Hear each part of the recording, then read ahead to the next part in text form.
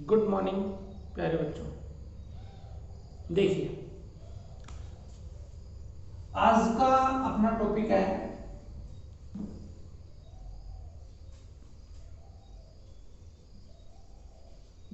Nucleophilic substitution reaction. Nucleophilic substitution reaction. देखो, nucleophilic, ये nucleophilic word है वो न्यूक्लियोफाइल से बना है। हिंदी में बोलते हैं नाभिक स्नेही प्रतिस्थापन अभिक्रिया। न्यूक्लियोफाइल, न्यूक्लियोफाइल को रिप्रेजेंट करते हैं, नाभिक स्नेही को रिप्रेजेंट करते हैं Nu- से, नेगेटिव चार्ज। तो बच्चों ये नेगेटिव चार्ज किस पर अटैक करेगा? ये पॉजिटिव चार्ज वाले पर अटैक करेगा। जहां पर पॉजिटिव चार्ज आएगा वहां पे ये अटैक करेगा। समझ गए? किसके पढ़ रहे हैं हम? Hello Erin.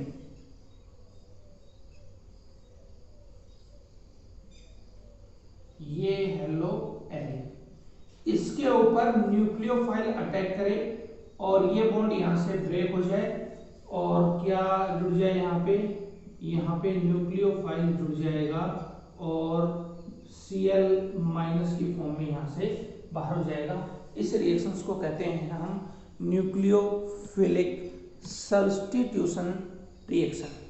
क्या कहते हैं बच्चों इसको? Nucleophilic substitution reaction. देखो, हेलोएरिन ये न्यूक्लियोफिलिक सब्स्टिट्यूशन रिएक्शंस के टुवर्ड्स के प्रति लेस रिएक्टिव है। लेस रिएक्टिव है, समझ गए? क्यों लेस रिएक्टिव है वो भी हम समझेंगे। उसके देखो बच्चों 4 रीजंस हैं। सबसे फर्स्ट है रेजोनेंस। सबसे फर्स्ट है रेजोनेंस। देखिए बच्चों, रेजोनेंस क्या है? हेलोएरिन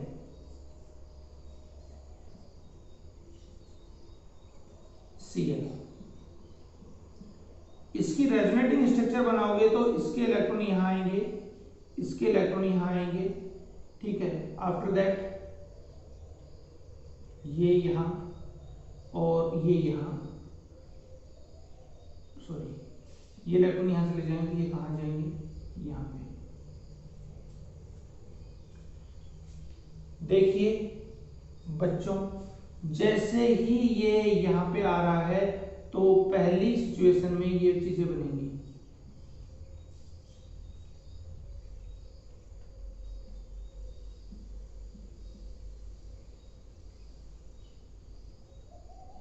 ये वाली सिचुएशन बनेगी। तो बच्चों यहां पे partially double bond,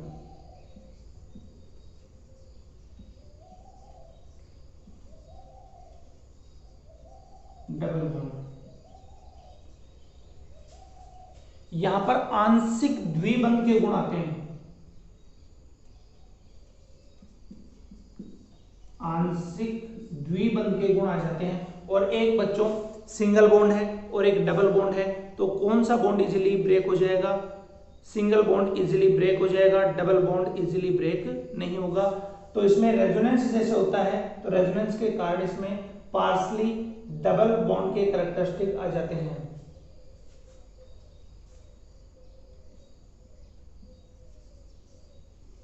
partially double bond या आंशिक द्विबंध के गुण आ जाते हैं ड्यू टू रेजोनेंस। अब इस कारण से ये वाला बॉन्ड इजीली ब्रेक नहीं होता। जैसे ही इसका रेजोनेंस होगा तो रेजोनेंस के कारण यहां पर पार्सली डबल बॉन्ड के कैरेक्टरिस्टिक आ जाते हैं। सेकंड,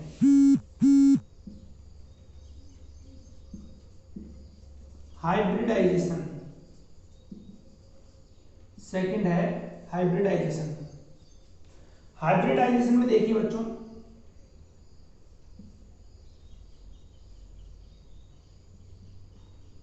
Cl, ये sp2 हाइब्रिड है। क्या है बच्चों, sp2 हाइब्रिड है। जबकि देखो एल्काइल हैलाइड में CH3 CH2X इसमें ये sp3 हाइब्रिड है। और अपने को ये पता है कि बॉन्ड लेंथ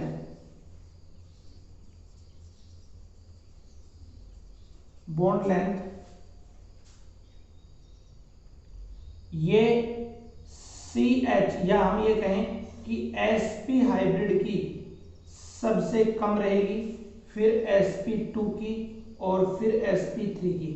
मतलब हमने ये भी पढ़ा है कि बच्चों इसमें S के करैक्टरिस्टिक जितने ज्यादा होंगे, En उतनी ही हाई होगी।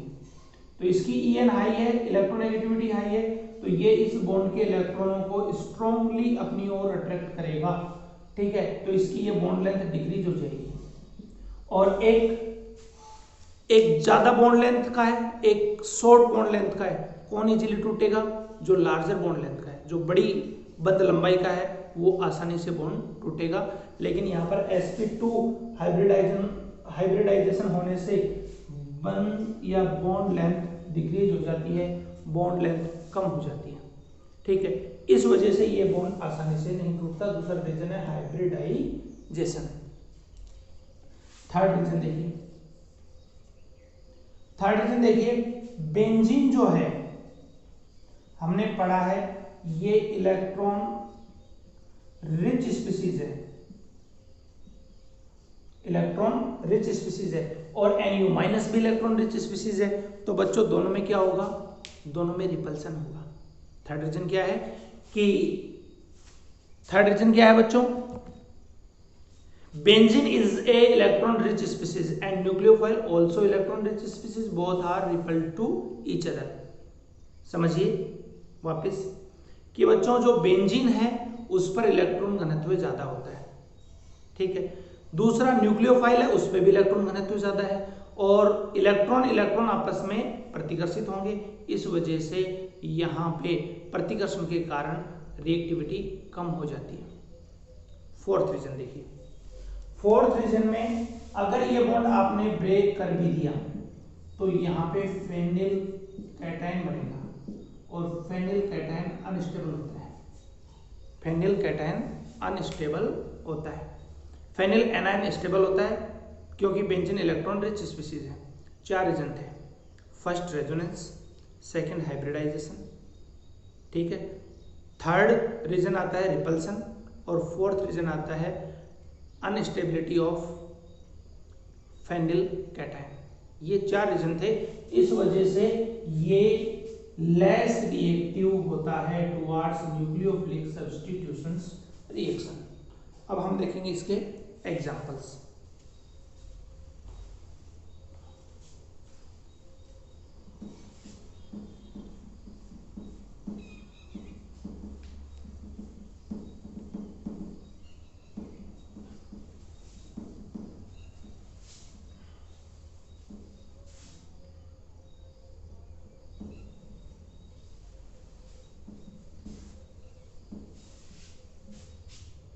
देखिए बच्चों, न्यूक्लियोफिलिक सब्स्टिट्यूशंस के एग्जांपल है Cl plus Nu minus Nu plus Cl minus, ये जनरल है। अब देखो बच्चों, फर्स्ट एग्जांपल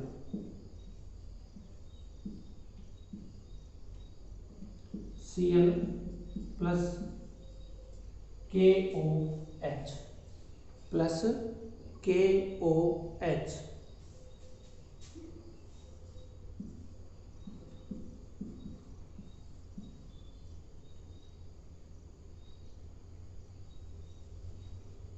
देखो हाई प्रेशर लिक्विड, और यहां से KCl बाहर हो जाएगा, और बच्चों क्या बन जाएगा OH प्लस KCl यहां से बाहर हो गया। समझ गए?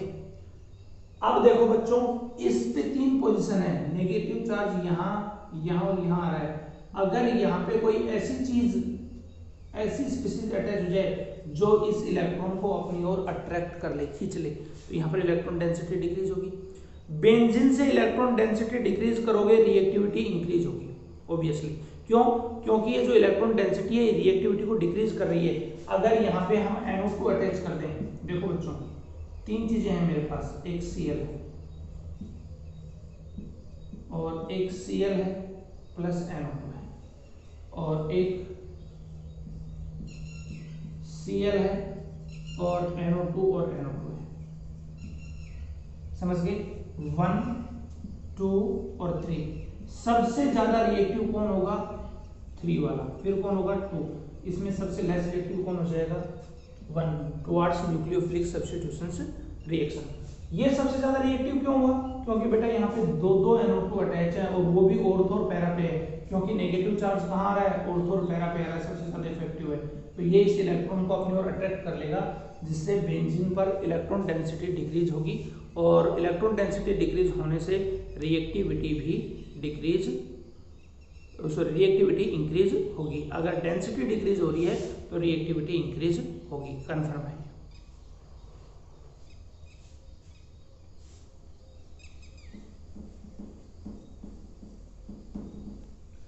और एग्जांपल इसके,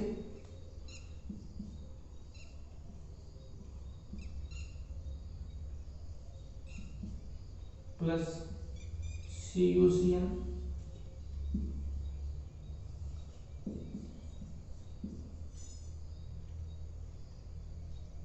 KCN ले लो, सिंगल से हो जाएगी KCN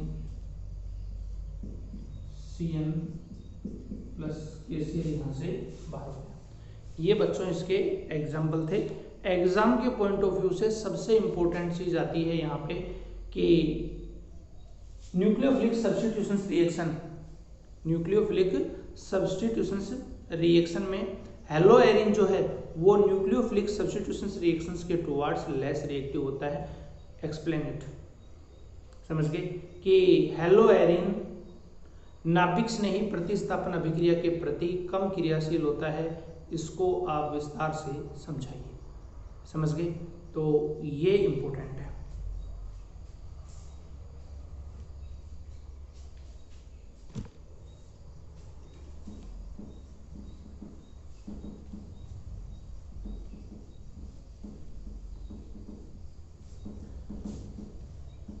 अब देखो न्यूक्लियोफिलिक सब्स्टिट्यूशन रिएक्शन में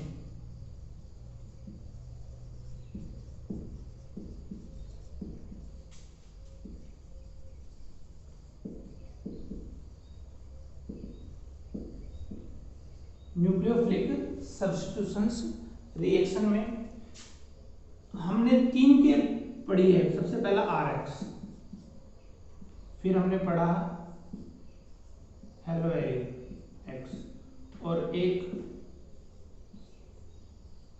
CH2X।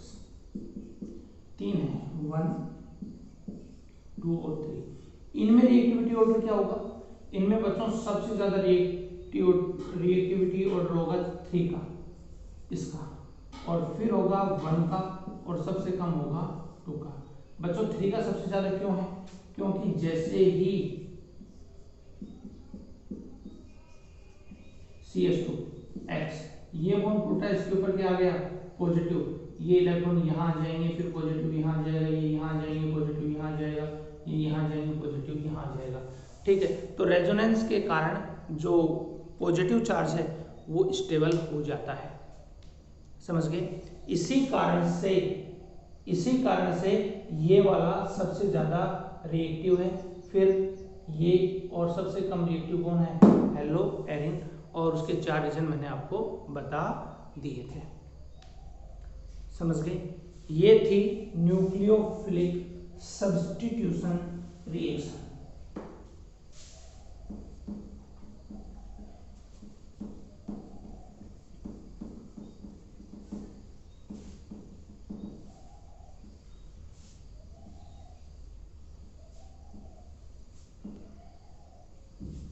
इसके बाद देखिए बच्चों, नेक्स्ट हेलोएरिन भी आपका फिनिश हो गया है। हेलोएरिन की वुड्स और फिटिंग, ठीक है, वुड्स उसमें पढ़ लिया मैंने फिटिंग भी वहीं पढ़ा दी थी आपको। वो हेलोएरिन की रिएक्शन है सोडियम मेटल के साथ में। गिरनार रिएजेंट भी यहाँ बनता है, लेकिन आर की जगह आपको क्या ले लेना है, फेनी ले लेना है बस ओनली। उसके बाद देखिए फ्रीऑन,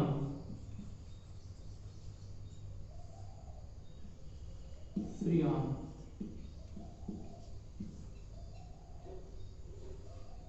देखो जो क्या होता है, शॉर्ट में बोलते हैं इसको CFC, क्लोरो फ्लोरो कार्बन, क्लोरो फ्लोरो कार्बन, CFC। सबसे पहले हम इसके फॉर्मूले को पढ़ेंगे। देखो जैसे एग्जाम में आएगा फ्रीऑन 1,2 का फॉर्मूला लिखिए, 1,2 का फॉर्मूला लिखिए। कैसे लिखना है वो आप समझिए। सबसे पहले आपको क्या करना है, 90 में ये जो नंबर लिखा मिले इसकी जगह आर भी लिखा मिल सकता है, R12 है। तो बच्चों जो भी यहाँ पे 1 2 3 4 5 या 12 है, 13 1 1 12 है, जो भी नंबर आपको लिखा मिले वो का वो नंबर यहाँ पे लिख दो, ठीक है, प्लस कर दो, कितना आ गया 2, 102। पहला जो लेटर है वो कार्बन को, ये इधर से देखो, इधर से ये कार्बन को डिनोट करता है, ये हाइड्रोजन को और ये फ्लोरीन को, समझ गए। और बाकी जो कार्बन की वैलेंसी है वो आप क्लोरीन से सेटिस्फाई करोगे, समझ गए। जनरली हम हाइड्रोजन से करते हैं, यहाँ पे हाइड्रोजन से नहीं करेंगे, यहाँ पे किससे करेंगे, क्लोरीन से। देखो नंबर ऑफ कार्बन कितने हैं 1, हाइड्रोजन एक भी नहीं है, ये इसकी 4 वैलेंसी। फ्लोरीन कितने हैं 2, 2 का मतलब 2 फ्लोरीन जोड़ दो, बाकी 2 पे क्या हो गया Cl, तो इसका फॉर्मूला हो गया CF2Cl2, CF2Cl2। तो इस तरीके से हम किसी का भी फॉर्मूला कैलकुलेट कर सकते हैं, ये एग्जाम में क्वेश्चन आएगा। एक और एग्जांपल देखो R13, इसका फॉर्मूला 90 में क्या जोड़ो 13, 3 10, तो क्या हो, ये कार्बन और वो ये हाइड्रोजन और ये fluorine. Number of carbon 1 4 valency, 0 hydrogen, fluorine कितने हैं 3, तो 1 2 3 और एक भी क्या जुड़ जाएगा chlorine.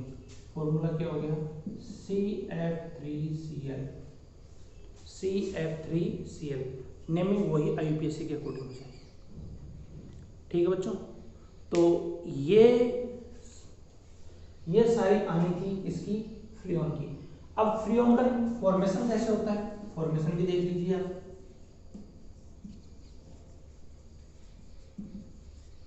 CCl4 carbon tetra chloride, इसकी रिएक्शंस कराओ HF से, क्या हो जाएगा CCl3F प्लस HCl बाहर हो गया, यहाँ से क्या बाहर हो गया HCl, और ये रिएक्शन होगी SbCl5 की प्रेजेंस में, ठीक, क्या बन गया CCl3F। और CCl3F क्या है, क्लोरोफ्लोरोकार्बन। और भी बनानी है CCl3F प्लस HF से वापस रिएक्शन करा दो, वही SbCl5 में, तो ये बच्चों बन जाएगा CCl2F2 प्लस HCl, और इसी का नाम है CFC, क्लोरोफ्लोरोकार्बन, क्लोरोफ्लोरोकार्बन, ठीक है बच्चों।